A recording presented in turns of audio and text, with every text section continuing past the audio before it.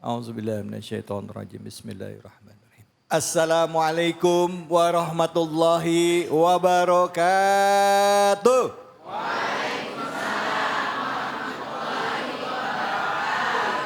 Bapak-bapak, ibu-ibu sehat? Badannya sehat? Dompetnya sehat? Alhamdulillah, berarti baru gajian ini. Alhamdulillah, puja dan puji mari kita panjatkan atas kehadirat Allah Subhanahu wa taala. Tidak lupa kita berikan salawat dan salam kita kepada junjungan kita Nabi besar Muhammad sallallahu alaihi wasallam beserta keluarganya, sahabat dan umatnya yang setia hingga akhir zaman. Alhamdulillah hari ini kita ketemu lagi, kita silaturahim dalam program kesayangan kita semua, Cahaya Hati Indonesia. Setiap Sabtu dan Ahad ya, antara jam 12 atau jam 13 siang kita silaturahim di sini bersama dengan guru-guru kita. Yang kita bahas temanya dekat dengan keseharian. Minggu lalu ya kita juga sempat bahas mengenai masalah keluarga. Nah hari ini temanya apa nanti saya simpen dulu. Sekarang saya ingin memperkenalkan dulu guru-guru kita yang sudah meluangkan waktunya kepada kita semua untuk hadir di masjid yang ada di daerah Bogor ini. Apa nama masjidnya Bu? Baitul Anbiya yang ada di Duren Baru Permai. Saya kenapa pengennya Duren Muda Permai ya? Duren Baru Permai, Bogor. Baik, untuk itu langsung kita sampaikan salam hormat dan takzim kita untuk guru-guru kita yang sudah hadir bersama-sama kita. Assalamualaikum kepada yang mulia Ustadz Yudin Takyudin atau Gus Taki. Assalamualaikum warahmatullahi wabarakatuh Kiai. Waalaikumsalam warahmatullahi wabarakatuh. Alhamdulillah. Sebelah Gus Taki hadir juga guru kita. Saya tadi dibilangin saya biasa nyebut beliau Kiai Sahdan. Cuman bilang nanti manggil saya jangan pakai Kiai. Kenapa emang? Udah panggil aja Ustadz. Ya udah deh, Ustadz Kiai Sahdan. Assalamualaikum warahmatullahi wabarakatuh Kiai. Waalaikumsalam warahmatullahi wabarakatuh. Samping Kiai Sahdan hadir juga guru kita Ustadz Nofri Parwisa. Assalamualaikum warahmatullahi wabarakatuh. Waalaikumsalam warahmatullahi wabarakatuh. Alhamdulillah. Terima kasih guru-guru sudah hadir. Syikran, Baik juga terima kasih. pemirsa yang ada di rumah atau dimanapun saja Anda berada. Hari ini kita akan bahas tema yang dekat dengan keseharian kita. Apa temanya? Sama-sama kita saksikan. Ini dia tayangannya.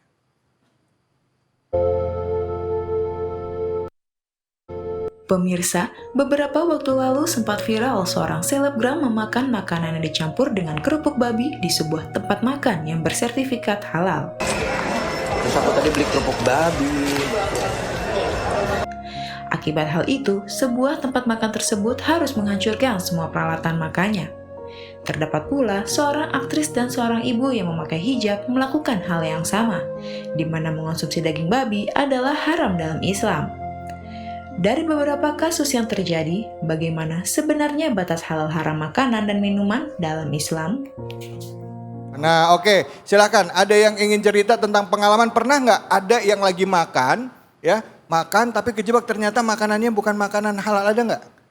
Atau mungkin ada yang mau cerita tentang pengalaman makanan halal dan haram, silakan. Mana? Di mana? Silakan Ibu. Silakan. Ya Ibu. Ya. Assalamualaikum warahmatullahi wabarakatuh. Waalaikumsalam warahmatullahi. Nama saya Sari. Saya di sini mau curhat ya Pak Ustadz. Oh iya siap. Ya, saya kebetulan bikin kue gitu ya. Oh, oke. Suatu hari saya beli pasta gitu Ya. ya, beli pasta.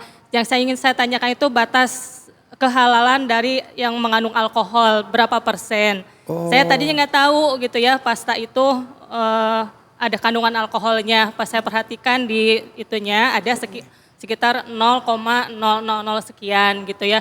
Jadi saya ragu gitu mau saya campurkan ke bahan kue saya gitu kan. Karena saya nggak mau zolim dong ke Ya. pembeli kue saya gitu Ya, kan. ya. Nah di dalam Islam itu apakah ada batas toleransi alkohol di bahan makanan? Oh Gitu iya, aja. Jadi iya, dari iya. situ saya nggak pernah pakai lagi tuh produk gitu karena saya nggak mau jolim sama konsumen saya gitu. Oh siap. Itu aja. Ibu, Ya itu yang saya alamin ya masalah baik, halal dan baik. haram. Ya gitu. oke baik, terima Ya. kasih banyak Ibu. Mungkin ada lagi yang mau nanya, silakan bapak-bapaknya. Fadol Pak, silakan namanya dan langsung pertanyaannya apa atau mau curhat, silakan.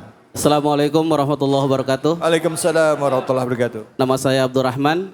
Pertanyaan saya mungkin sedikit berbeda terkait dengan makanan. Saya akan menanyakan apa pandangan Islam terhadap pembelian rumah secara kredit? Karena mayoritas kita adalah kita kredit tinggal di sini. Apa pandangan Islam terkait pembelian tersebut? Terima kasih. Assalamualaikum warahmatullahi wabarakatuh. Waalaikumsalam warahmatullahi wabarakatuh. Silakan mungkin dijawab satu-satu, silakan. Mungkin Gustaki dulu bisa menyikapi ibu yang tadi berjualan kue pada saat melihat ingredient dari makanannya ternyata dari makanan ini ada mengandung alkohol walaupun 0,000 sekian persen.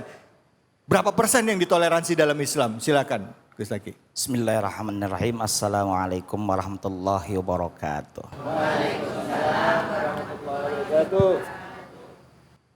Berkenaan dengan makanan yang mengandung alkohol, kalau kita lihat apakah di makanan yang kita makan ada beberapa makanan yang mengandung alkohol.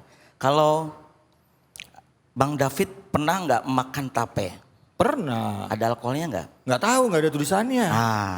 Iya. Kalau jawaban saya adalah ibu sebagai orang awam untuk menggunakan satu produk, di situ ada komposisinya, lebih aman bagi saya adalah bahwa kita melihat yang paling penting cap label halal. Itu lebih aman sebenarnya. Karena ya. kalau kita melihat persentase, saya kira tidak semua orang awam bisa menelaah, bisa mengukur persentase dari satu alkohol. Lalu Ustadz, afwan saya potong Ustadz. Waktu itu sempat rame juga nih, ada label halal tapi anggur, wine halal. Wallahu alam kalau itu wine, masa iya ada satu wine? Iya. Bang David dan kita semua maklum bahwa wine yang kita maklumnya itu adalah anggur, yang perasaan anggur itu yang kita sebut dengan khamr dalam istilah fikih adalah halal. Tidak. Itu ada labelnya sertifikasi halal. Kita wallahu alam, apakah itu benar halal ya? Yang jelas untuk kita orang awam, wabil khusus adalah ibu-ibu sebagai konsumen, batasannya mudah sekali. Sebagai produk, sebagai konsumen, hendaknya kita memperhatikan label halal saja. Jawaban saya sederhana. Karena kalau kita persentase 0, sekian persen, kita berusaha memberikan produk yang terbaik, ibu sebagai produsen daripada satu kue. Ya enggak? Lebih aman seperti itu. Karena memang kita menghindari hal madarat yang merusak, yang itu bisa mengakibatkan buruk kepada konsumen atau yang memakannya. Karena ibu bapak sekalian, apa yang kita makan itu berpengaruh pada tubuh kita. Ada sebuah riwayat dalam kitab Ihya Ulumuddin, man akalal haram ata'at jawarihuhu sya'a am aba. Siapa orang yang memakan makanan yang halal, maka ata'at akan taat, patuh, jawarihuhu, semua anggota tubuhnya. Sya'a am aba, sadar atau tidak sadar. Jadi kita manakala kok saya malas ketika beribadah, kok saya malah tidak mau beribadah, maka bisa jadi itu faktor dari makanan. Tapi ketika kita memakan yang halal, maka lihat kecenderungannya, maka kita senang melakukan ketaatan. Sebaliknya waman akalal haram, siapa yang makan makanan yang haram, asad jawarihuhu, maka akan cenderung melakukan kemaksiatan atau durhaka, itu anggota tubuhnya sya'a am aba, baik sadar maupun tidak sadar. Jadi jangan sepelekan masalah asupan yang masuk ke dalam tubuh kita, halal atau haram. Tentu yang harus kita masukkan adalah apa, Bu? Yang halal. Yang halal. Dan tadi Bang David sudah memancing kita dengan pertanyaan, halal bisa menjadi haram diantaranya dengan cara mencuri. Betul-betul. Dan sebenarnya batasan halal haram itu dalam agama telah jelas. Bahkan yang ada di dalam laut saja semuanya halal. Betul nggak? Betul. Semuanya halal. Ada kecuali satu. Kecuali kapal selam. Iya. Jadi itu Bu ya, yang paling gampang kita orang awam. Iya. Kita cari yang labelnya halal. Kalaupun itu bohong, dusta, kita bisa laporkan pengaduan konsumen. Jadi Ibu nggak cuma sekedar lihat ingredients, lebih baik lihat aja ada sertifikasi halalnya nggak? Insya Allah ada demikian. lah ya Bu ya. Gitu. Baik, terima kasih banyak. Gustaki silakan, Kiai Sahdan, Fadol mungkin bisa Ya, menjawab Ibu atau izin menjawab saya Bapak. Silakan. tambahkan Ustadz, kalau kita lihat di dalam Al-Quran, jadi haram atau halal tidaknya suatu makanan itu ada yang dilihat dari sisi zatnya, ya. Ada dari sisi selain zatnya, perbuatannya, sifatnya dan lain sebagainya. Kalau kita lihat yang bersifat memang zatnya diharamkan di dalam Al-Quran, innamal maitatu waddamu walahmal hinzir ila akhir ayat.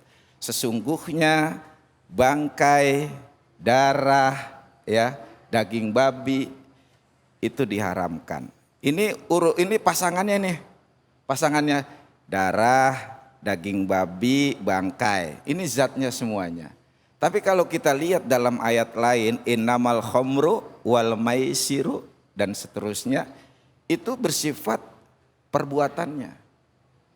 Sesungguhnya khamr, judi, ya kan, mengundi nasib, ya kan, itu semuanya adalah sifatnya yang diharamkan, perbuatannya, bukan zatnya. Ibu main kartu, main gaple, main remi, haram nggak? Hukum asalnya boleh. Tapi ketika dia dengan melakukan Taruhan. judi, itu perbuatannya, kartunya nggak haram, gitu loh. Nah itu, maka ada para ulama yang mengatakan seperti misalnya minyak wangi beralkohol haram nggak, najis nggak, gitu kan? Iya. Itu adalah alkoholnya tidak najis, tidak diharamkan. Yang diharamkannya adalah perbuatannya, begitu loh. Iya. Bahkan zat kadar daripada minyak wangi berbeda dengan kadar daripada homer untuk mabuk-mabukan seperti itu. Iya. Tapi yang aman memang seperti beliau yang katakan tadi, ya kan, udah ada label haram, sertifikat haram, selesai urusan. Sertifikat gitu. halal.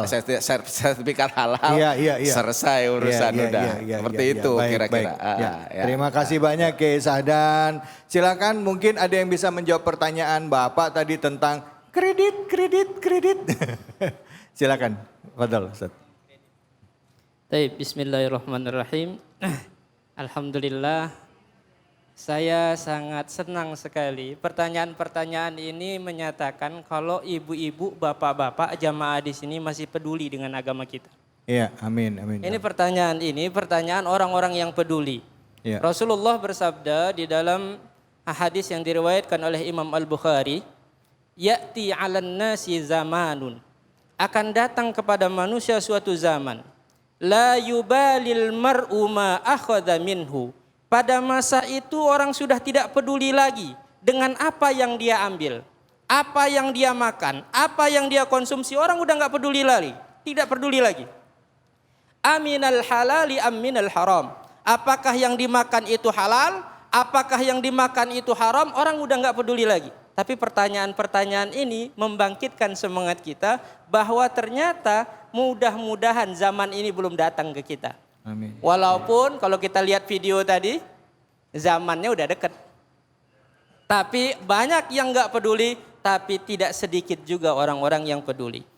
Kemudian ketika kita berbicara tentang kredit, ya, bapak-bapak, ibu-ibu kalau baca dalam Al-Quran, ya, surat Al-Baqarah, surat Al-Baqarah satu lembar sebelum lembar terakhir dari surat Al-Baqarah ada satu ayat yang paling panjang.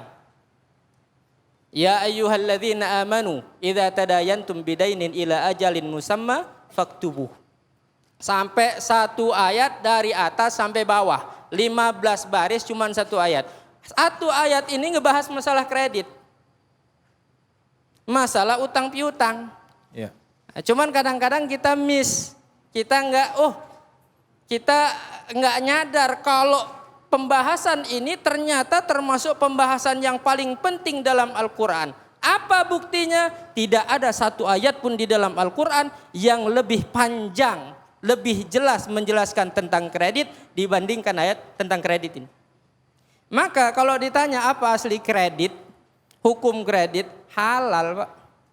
Hukum kredit halal. Halal. Yang enggak halal tuh kalau ada ribanya. Nah, gitu loh. Iya, Beda ya. Kredit sama riba. Iya. Makanya di situ ditulis ya ayyuhalladzina amanu idza tadayantum ila ajalim musamma faktubuh. Hai orang-orang yang beriman, kalau kalian membuat meminjam, melakukan transaksi, maka tulis. Kalau transaksi itu dilakukan 10 tahun, 15 tahun, ini kan kredit Pak. Iya. Maka tulislah. Dan tidak ada dilarang dalam agama kita melarang kredit. Yang dilarang ribanya. Kalau ada ribanya baru disebut terlarang dan diharamkan. Itu mungkin ya. Ya, baik. Terima kasih. Ya, baik, alhamdulillah. Baik, buat Anda pemirsa di rumah kita jeda dulu sebentar.